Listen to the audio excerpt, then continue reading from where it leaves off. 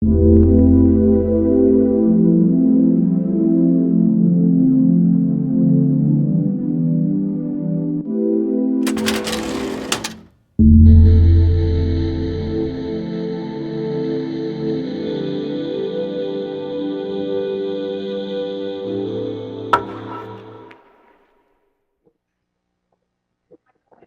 días. Vamos a empezar primero con la definición general de qué es la adicción. Se consideran trastornos crónicos con efectos negativos a nivel individual y social. La prevalencia de las adicciones, incluyendo las conductuales, se encuentra entre las más altas dentro de los trastornos psiquiátricos. En la encuesta nacional epidemiológica psiquiátrica del 2003, incluyendo únicamente los trastornos por consumo de sustancias, ocuparon el segundo lugar, con un 9.2%, ¿no? Esto sin incluir las adicciones conductuales.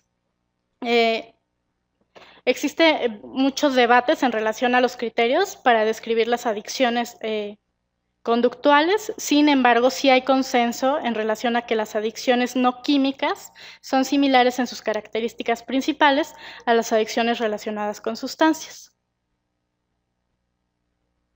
En la quinta edición del Manual Diagnóstico y Estadístico de los Trastornos Mentales se incluye por primera vez a un trastorno de esta categoría. Dentro de los trastornos relacionados con sustancias se incluye la frase de trastornos adictivos con una subcategoría llamada trastornos no relacionados con sustancias.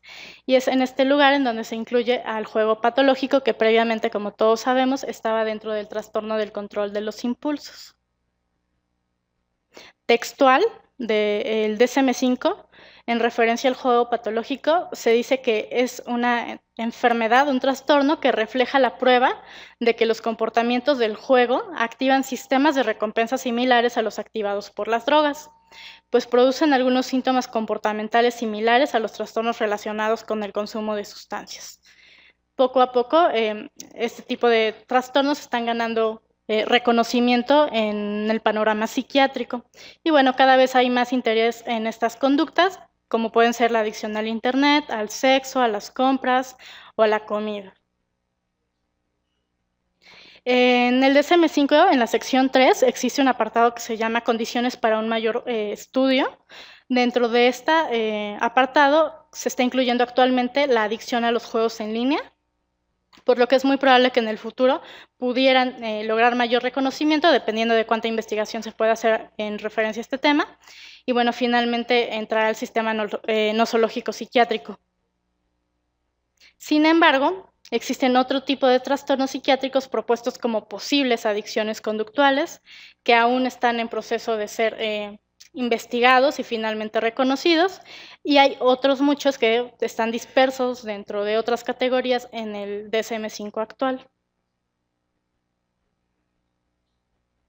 Uno de ellos son los trastornos relacionados con la sobreingesta de alimento.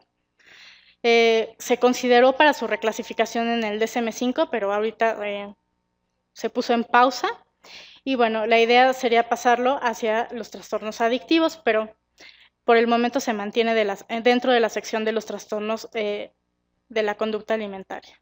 Existen muchas propuestas de adicciones conductuales, como pueden ser el juego patológico, las compras, la adicción al ejercicio, a los juegos de video, gamers, trabajo, internet, sexo y muchas otras, ¿no?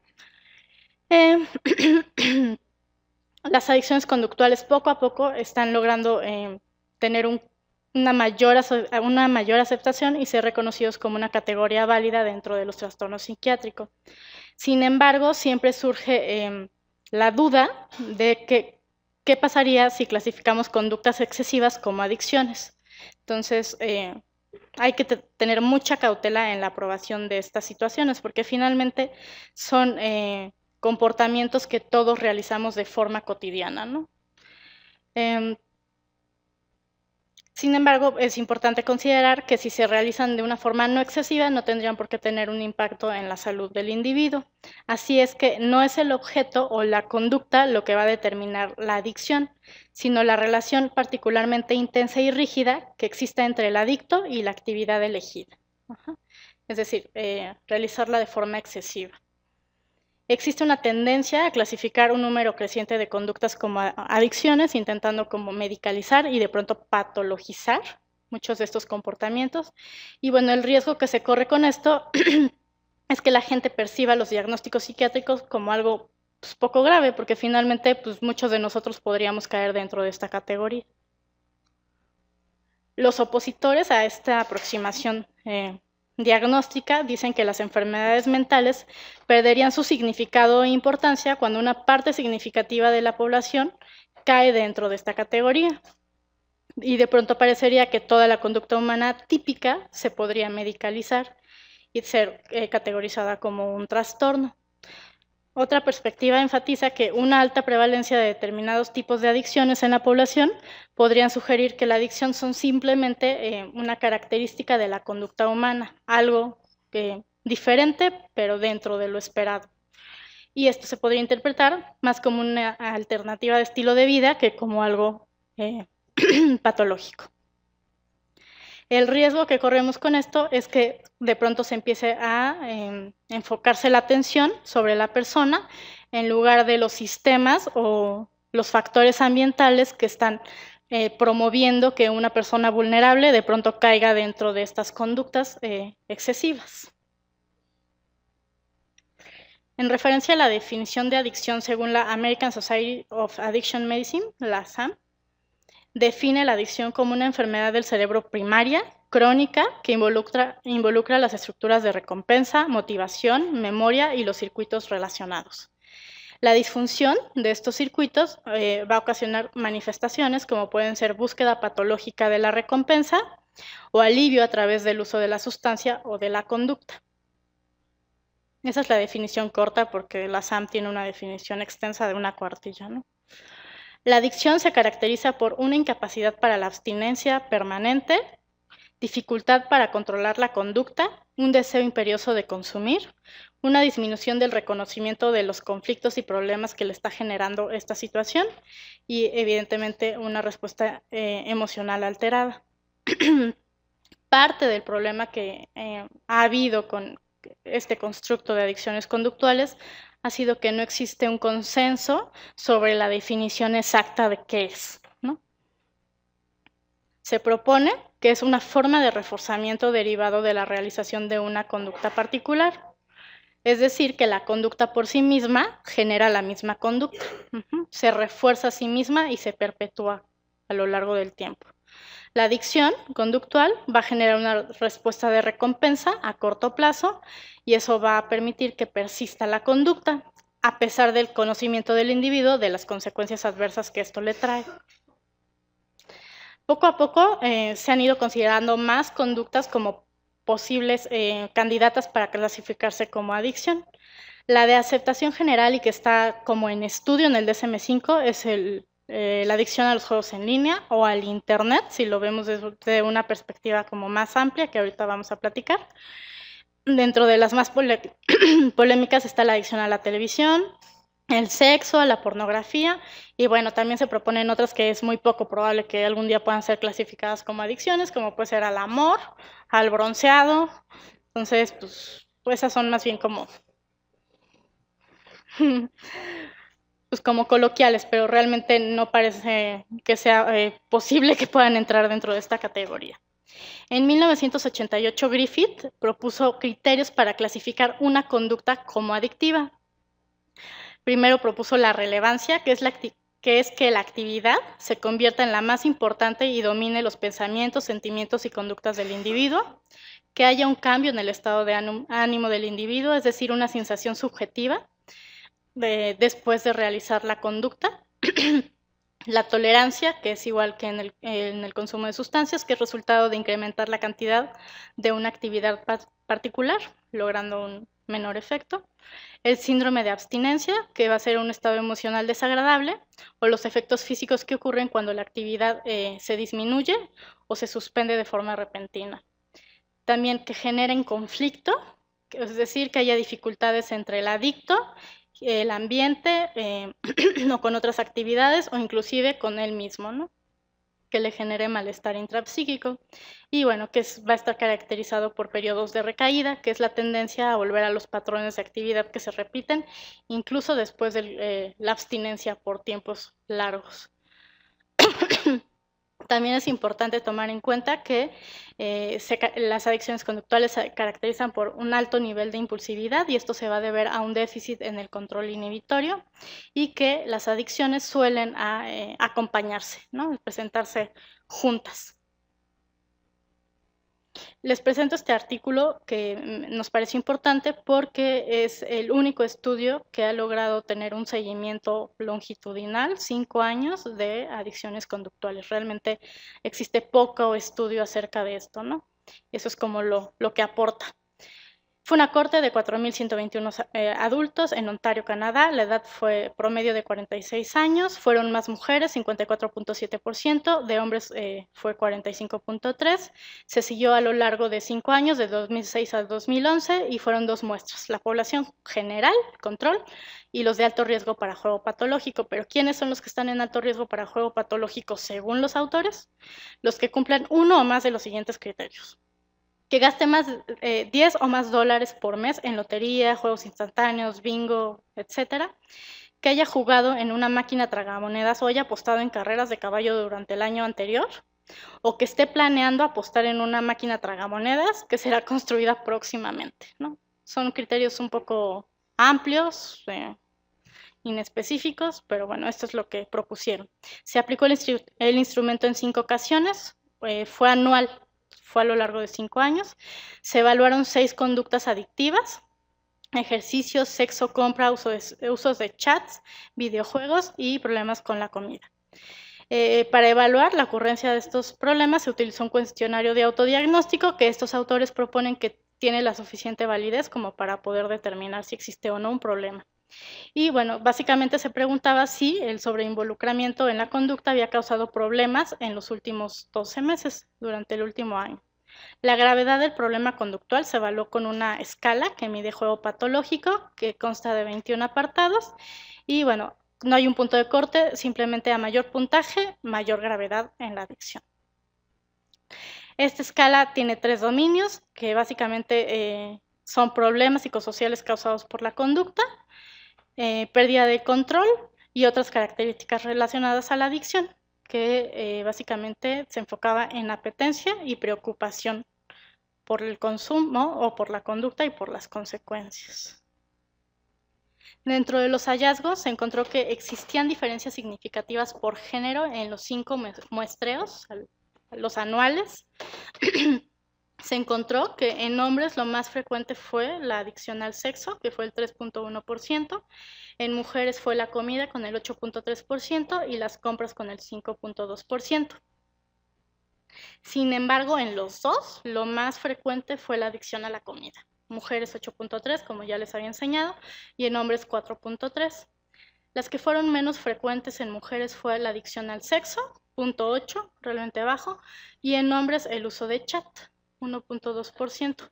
Eso, y lo vamos a ver un poquito más adelante, es porque parece que las mujeres suelen usar más el chat, sobre todo en relación a redes sociales. En cuanto a la comorbilidad de adicción a sustancias y adicciones conductuales, lo más frecuente en las personas que consumían una sustancia es que se acompañaran de uso de chat y después de adicción al sexo.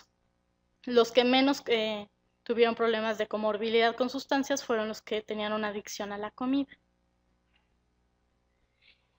En cuanto a la trayectoria de los cambios que hubo en la historia natural o en la evolución de estos 5 años, se vio que las adicciones conductuales fueron transitorias, que en general no persistían, no eran estables, había remisiones.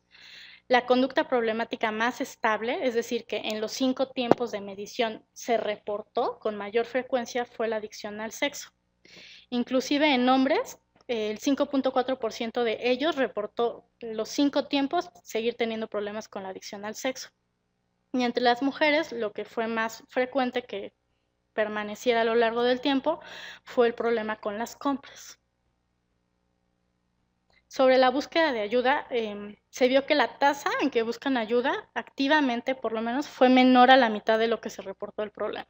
sea, menos de la mitad buscan ayuda. Los que menos buscaron ayuda fueron los que tenían problemas de conducta sexual excesiva, compras, chateo en internet y videojuegos, y los que más buscaban ayuda fueron los que tenían ejercicio excesivo o problemas con el comer. La mayoría, lo que es pues, llamativo, es que los que sí llegaron a buscar ayuda, buscaban ayuda profesional. Bueno, la mayor parte del cambio en la gravedad de los síntomas se ha considerado como una recuperación espontánea. Esto porque a la corte en ningún momento se le hizo una intervención terapéutica, por lo tanto fue una recuperación no asistida y bueno, esto choca contra la idea que tenemos en las adicciones a sustancias que suelen ser progresivas y no reciben un abordaje adecuado. Hablando un poquito brevemente del trastorno por uso de sustancias como el prototipo de la adicción, se sabe que la adicción a sustancias altera el sistema de recompensa o esto ocasiona formas potentes de reforzamiento de aprendizaje y que generan secuencias aberrantes y en escalada de la conducta de búsqueda de droga y consumo. Tomando esto de base, se ha propuesto como componente para el desarrollo de la conducta de compulsividad hacia la búsqueda la teoría del condicionamiento operante de Skinner, que habla que propone una teoría del aprendizaje basada en la creación de un hábito a partir de un supuesto estímulo-respuesta. Entonces, hay un estímulo que genera una conducta y si esa conducta genera una respuesta positiva, un reforzamiento, pues esto va a retroalimentar que persista a lo largo del tiempo. Y bueno, al parecer esto se lleva a cabo gracias a los circuitos de los ganglios basales, esta parte del hábito. En relación a las adicciones conductuales con trastorno por uso de etanol, Tinicol mostró que el 28.4% de los pacientes con trastorno por uso de etanol presentan una adicción conductual. Y bueno, Bland estimó que el riesgo relativo para el trastorno por uso de etanol se incrementa hasta casi 4 veces cuando está en comorbilidad, específicamente en este estudio, con juego patológico. Y varios estudios han evidenciado una alta frecuencia hasta del 20% de dependencia al alcohol en sujetos con adicciones conductuales. Entonces parece que sí hay una relación bastante cercana y que sí son factor de riesgo el uno para el otro. Este otro estudio que investigó acerca de la ocurrencia de trastorno por alcohol y conductas adicciones conductuales, entre los hallazgos se encontró que los pacientes con trastorno por uso de etanol en comorbilidad con una adicción conductual tenían mayores índices de impulsividad y de apetencia por alcohol que los que no tenían una adicción conductual, como si fuera una función como de sinergismo, ¿no? En cuanto al juego patológico y trastorno por uso de etanol, en estudios de imagen de resonancia magnética se encontró que había una disfunción en el área de la corteza prefrontal ventral y bueno, esto evidente se relacionó con toma de decisiones arriesgadas e impulsividad. Por lo tanto, el déficit en la inhibición y los rasgos de impulsividad se asocian con una dificultad para distinguir entre la causa y el efecto, ¿no? No logran como prever qué es lo que va a ocurrir secundario a lo que están haciendo. La apetencia también se estudió en este estudio y fue un fenómeno importante. Inclusive se dice que podría representar un factor predisponente para caer en un problema de adicciones y la comorbilidad del trastorno por uso de etanol y adicciones conductuales, así como el juego patológico, presentaron altos niveles de craving. Y se vio también que la señal que induce el estímulo de estar jugando es muy similar a la que se produce durante el juego patológico y el consumo de alcohol. En cuanto a la parte del temperamento, se encontró que hay una alta búsqueda de la novedad. En este estudio lo relacionaron más con las compras compulsivas y bueno, la búsqueda de la novedad se asocia con actividad exploratoria en respuesta a estímulos nuevos, toma de decisiones impulsivas y extravagancia en la forma de recompensar las señales. En cuanto al carácter, se encontró que la autodirección tenía una relación inversa con la adicción al sexo, ¿no? Porque la autodirección pues, es competencia para la autonomía, confiabilidad, madurez, que evidentemente una persona con adicción al sexo pues, es difícil que logre cumplir. ¿Cuáles son las similitudes que existen entre las adicciones a sustancias y las conductuales? Primero, que la conducta persiste a pesar de las consecuencias y de no ser funcional para el individuo. Se invierte mucho tiempo en el consumo o en la conducta. Hay problemas para controlarlo. Hay una sensación creciente de tensión o excitación antes de realizar la conducta. Hay una experimentación de placer y gratificación cuando se realiza la acción o el consumo. Tienen tolerancia, abstinencia, apetencia. También comparten una predisposición a nivel ambiental, genético, neurobiológico.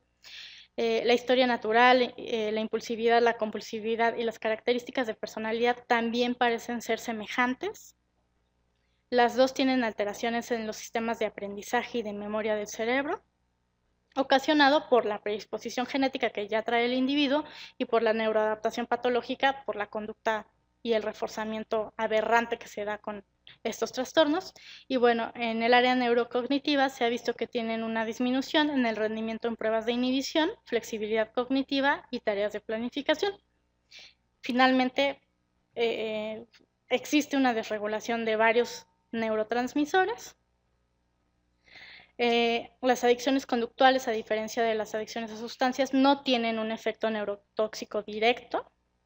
Solo rara vez causan un problema de salud de forma igualmente directa, pero sí pueden causar problemas graves, como es en el caso del juego patológico, que puede ocasionar deudas importantes e inclusive, vamos a ver un poquito más adelante, las tasas de suicidio son considerables. Los resultados de estudios indican que las adicciones conductuales y el trastorno por uso de alcohol coexisten con frecuencia, y esto apoya la idea de que comparten una base fisiopatológica común y por lo tanto una vulnerabilidad. Sin embargo, como es las limitaciones con este nuevo fenómeno es que existe muy poquita investigación. En relación a las aproximaciones diagnósticas, no existen criterios bien definidos ni herramientas de medición validadas, no hay un gold estándar, no hay consenso. Sin embargo, se ha propuesto que el autodiagnóstico podría ser una forma apropiada de evaluar si una persona tiene o no un trastorno adictivo. Así, hay varios autores que han propuesto sus propios criterios diagnósticos, ¿no? Y vemos que para compras compulsivas, pues hay varios autores, igual que para adicción al Internet, pero no hay algo unificado. Hablando específicamente de algunas de ellas, la adicción al sexo o trastorno hipersexual, también llamado, consiste en una preocupación intensa y repetitiva de fantasías y comportamientos sexuales, a pesar de que genera consecuencias adversas y que genera un malestar emocional importante. Se asocia sobre todo con trastornos del estado de ánimo, ansiedad, déficit de atención, problemas de personalidad y abuso de sustancias. Y bueno, se ha visto que estas personas tienen una propensión al aburrimiento, son altamente impulsivas, tienen alexitimia, problemas de autoestima, soledad y vergüenza. Las tasas en Estados Unidos de adicción al sexo se estima que son del 3 al 6%, más frecuente en hombres que tienen sexo con hombres. Un factor de riesgo parece ser haber tenido el antecedente de abuso sexual en la infancia. Aquí también existen escalas para evaluar adicción al sexo. En este caso, la que aquí ponemos constituye de 19 apartados y pregunta si las relaciones sexuales han sido en respuesta a un estresor o a un estado de ánimo desfavorable, si la persona ha intentado disminuir o controlar la conducta y no lo ha logrado, y si esto ha ocasionado que tenga disfunción en la vida en general. ¿Qué es lo que excluye que una persona tenga adicción al sexo? Si ésta se produce exclusivamente en el contexto de un trastorno relacionado con consumo de sustancias o en una manía, y que los periodos sean menores a 6 meses. Se han propuesto tratamientos, se han usado, no hay evidencia de que tanta utilidad tengan. Dentro de los medicamentos están los inhibidores selectivos de la recaptura de serotonina, se han propuesto los antagonistas de opioides y la terapia cognitivo-conductual de pareja, los grupos de autoayuda y la psicoterapia. En relación a las compras compulsivas, existe un debate de si las compras compulsivas son en sí un trastorno psiquiátrico separado o si son más bien la manifestación de otro problema emocional, que puede ser trastorno obsesivo compulsivo, trastorno bipolar o trastorno depresivo mayor. Se estima que el 6% de los estadounidenses podrían presentar esta adicción. En Alemania se reporta una prevalencia del 6.9%. El grupo que está en mayor riesgo son los adolescentes y se asocia con mayor presencia de depresión, conductas antisociales y riesgo de abuso de sustancias. Durante la conducta de comprar, el individuo lo que experimenta es alivio del estrés, de la ansiedad, de la depresión, es una forma como de desahogo. Y bueno, también se ha visto que se puede reforzar por tener una experiencia positiva con las compras durante la infancia. Tampoco existe criterios claros y validados sobre las compras compulsivas. Aquí presento uno. Se parece también bastante a los criterios que se usan para las adicciones a sustancias. Es la preocupación frecuente por comprar, el impulso irresistible e intrusivo por comprar. Se compran cosas que a lo mejor no son necesarias y que inclusive pueden generar un problema o que se gasta más de lo que se quería gastar. Se usa mucho más tiempo del previsto en comprar y bueno, se sigue haciendo a pesar de las consecuencias adversas. Y bueno, finalmente se tiene que excluir que esto ocurra dentro de un episodio maníaco. Lo importante aquí es que la persona continúa comprando a pesar de que tiene consecuencias claramente adversas y se caracteriza porque es un insaciable impulso por hacer compras y obtener los artículos.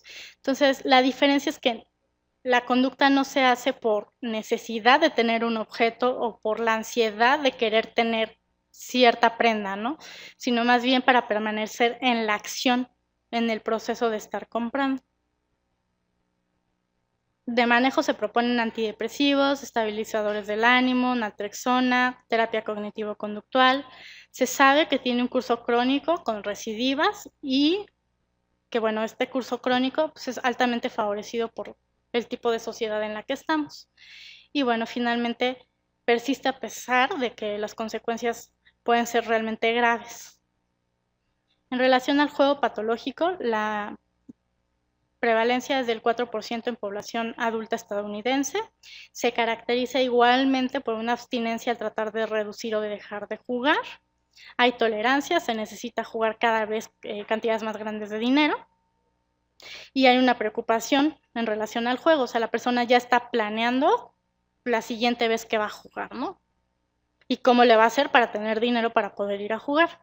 Se ha visto que tienen deterioro en las pruebas de toma de decisiones y también problemas en la elección bajo condiciones de incertidumbre y riesgo franco.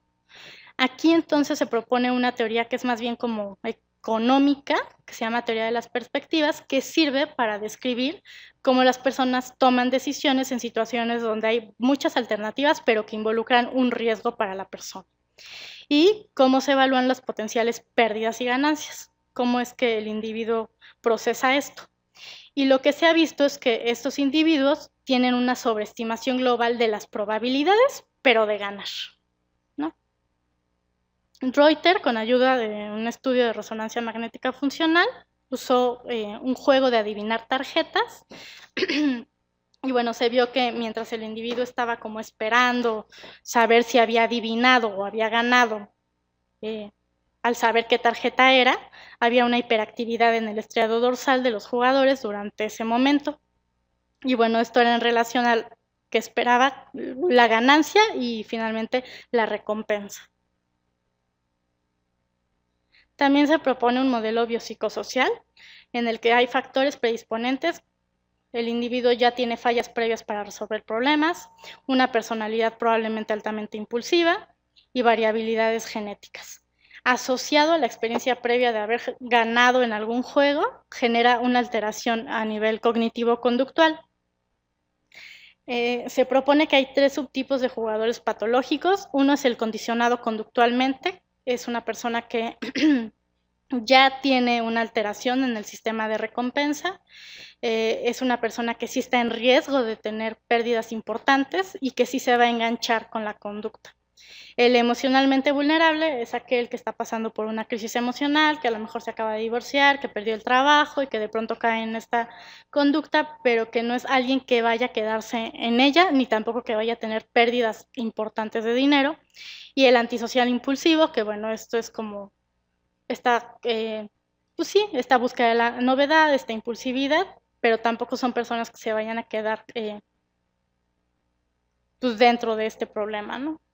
Ni que vayan a tener grandes pérdidas. Dentro de los criterios de juego patológico, sí es evidente que hay muchas características compartidas con los criterios para trastorno por uso de sustancias.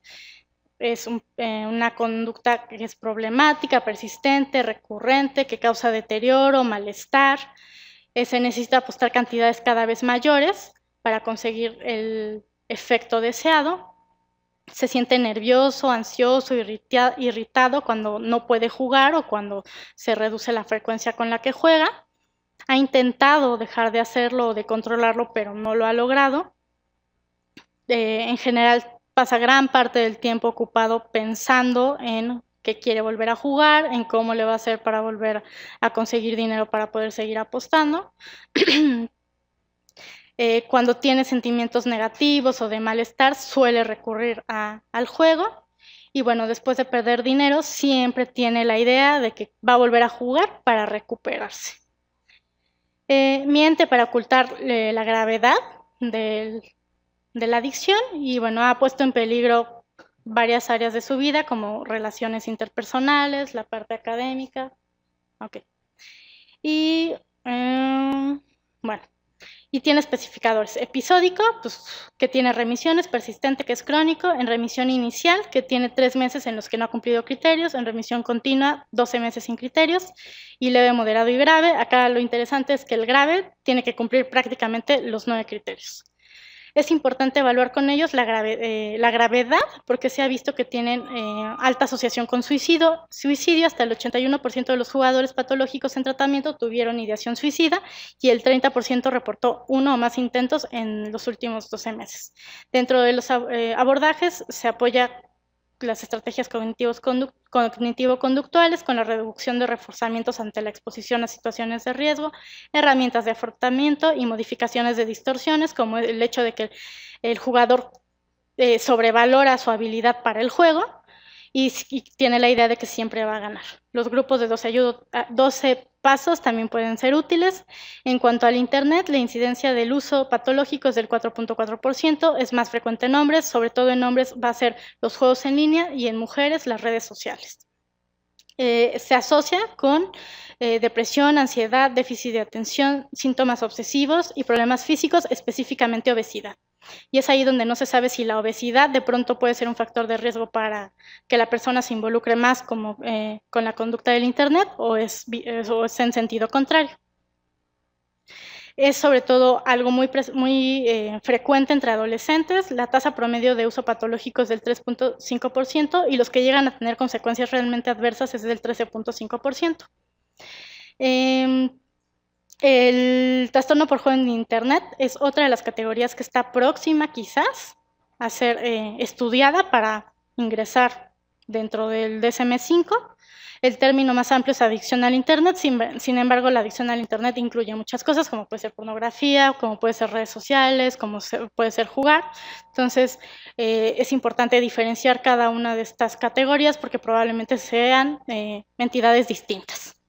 En cuanto a la comida, hay evidencia a favor de una conexión entre los trastornos por uso de sustancias y la recompensa a la comida. Se sabe que las metanfetaminas bloquean al gen del transportador de dopamina 1 y esto reduce la obesidad y la ingesta de carbohidratos.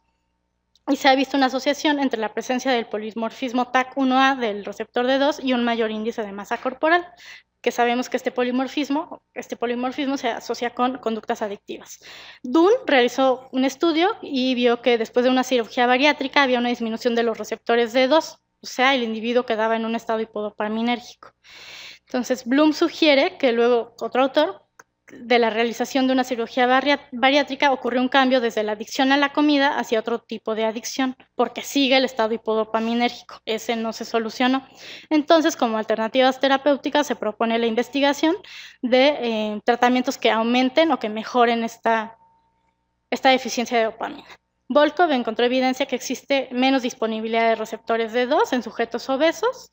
Esto se ha visto sobre todo en mórbidos, no se sabe muy bien en otras categorías de obesidad, y se ha visto que el polimorfismo en D2 y D4 resulta en una disminución de la percepción del sabor y por lo tanto un aumento de peso, lo cual es bastante interesante. Y bueno, Stice, por otro lado, en contraposición de lo previo, dice que en personas jóvenes se encontró que la neurotransmisión aumentada en el estriado de dopamina puede ser un factor de riesgo para obesidad. Entonces, esto se va más hacia el exceso de dopamina y lo anterior hacia la disminución de dopamina. Entonces, pues es ahí donde hay como una disyuntiva de si es una característica individual, pero de que la dopamina está jugando un papel importante en esta adicción, pues es evidente. En cuanto a la neurobiología, es evidente que comparten vías. Los 4 circuitos principales son los de recompensa, dirección y motivación, memoria, aprendizaje y control de impulsos. En condiciones normales, el circuito de recompensa hace que el ser humano sobreviva, ¿no? Que se hidrate, que se nutra, que se reproduzca a través de la recompensa del orgasmo. Y bueno, lo que ocurre es que hay una liberación de dopamina, estimula receptores y esto aumenta la sensación de bienestar y reduce el estrés.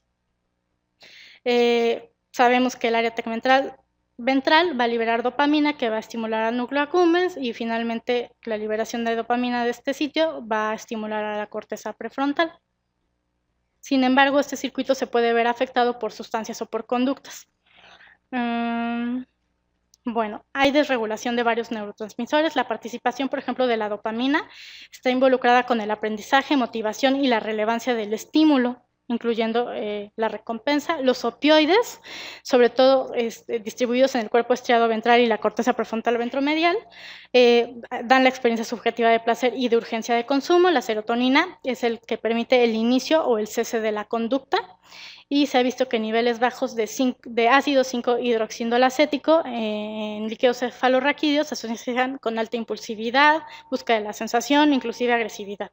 La noradrenalina contribuye con la activación y la excitación, y GABA pues finalmente regula la liberación de dopamina y contribuye a la respuesta de recompensa.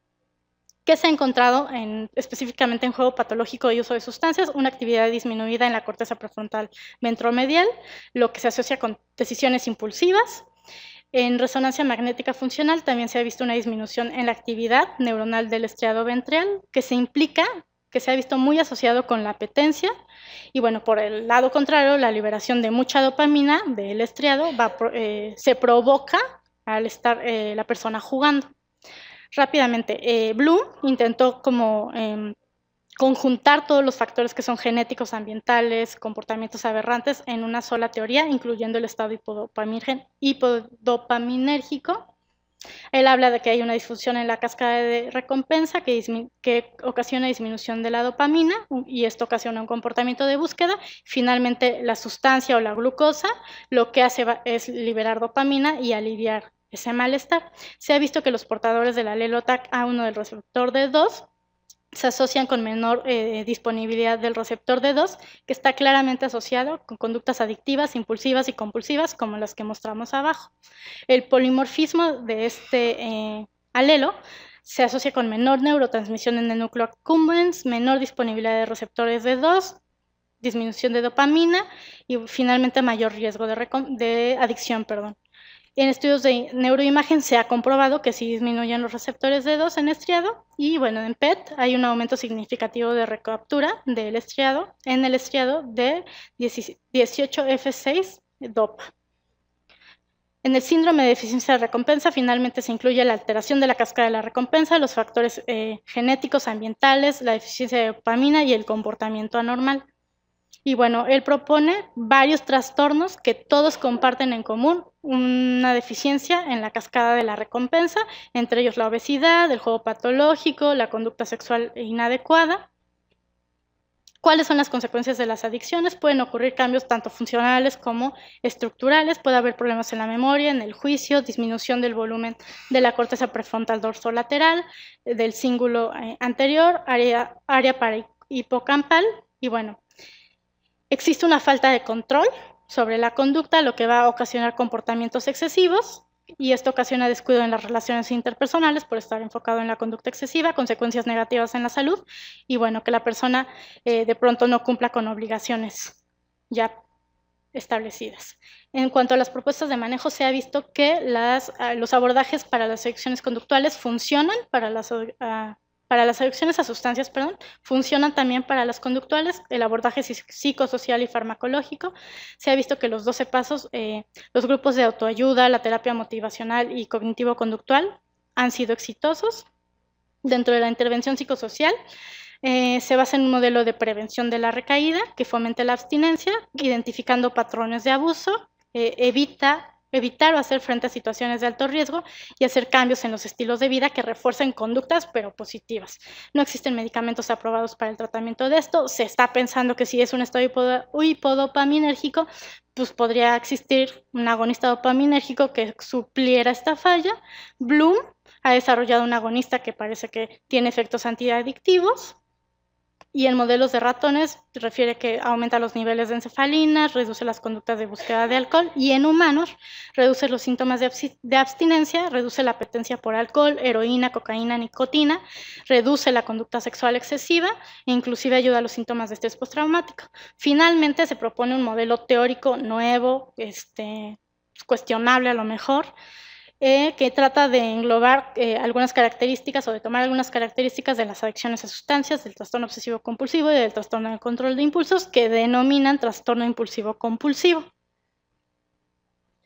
Y bueno, en cuanto a las conclusiones, pues hace falta desarrollo de modelos animales para el estudio de las adicciones conductuales, y nuevas fases de investigación en este campo, más cercanas a las neurociencias, para poder identificar a lo mejor diferencias individuales, endofenotipos, algo más en asociación a estudios genéticos y encontrar la etiología de este trastorno. Y bueno, los resultados referentes a la trayectoria nos hacen evidente que la evolución de estos padecimientos son episódicos más que constantes. Se necesita mayor investigación, sin embargo, de esto, ya que si la recuperación espontánea de los problemas de conducta es típicamente permanente, esa es una opción, o si las personas afectadas, cambian hacia otro tipo de conducta disfuncional. Entonces ya no parece que sigue la misma conducta, parece que desapareció, pero finalmente es que simplemente esa ya no es la que está haciendo.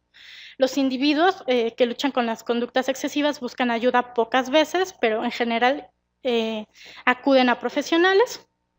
Los que buscan ayuda sí perciben el problema como algo médico y como algo grave, no como parte de un estilo de vida.